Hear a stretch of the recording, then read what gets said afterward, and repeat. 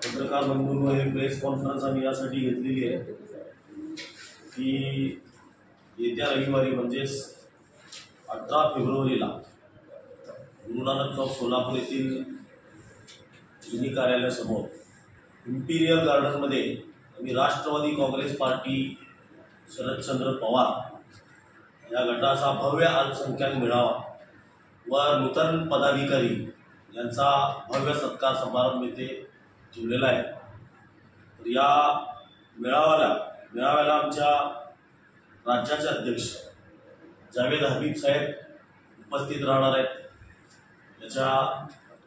या मेळाव्यामध्ये मुस्लिम समाजाचे सध्याचे जे प्रश्न आहेत त्याच्यावर चर्चा होणार असून शरदचंद्रजी पवार राष्ट्रवादी काँग्रेस हे जे आमचे नूतन पदाधिकारी सगळे निवड झालेली आहे त्यांचा भव्य सत्काराचा कार्यक्रम पण आम्ही घेणार आहोत। सध्या अल्पसंख्याकांची जी परिस्थिती आहे तुम्हाला माहिती आहे, सगळे दुविधाजनक दिसत आहे। सध्या जे सरकार आहे आमच्या राज्यात त्याच्यामध्ये एक मुख्यमंत्री, 2 उपमुख्यमंत्री असं असून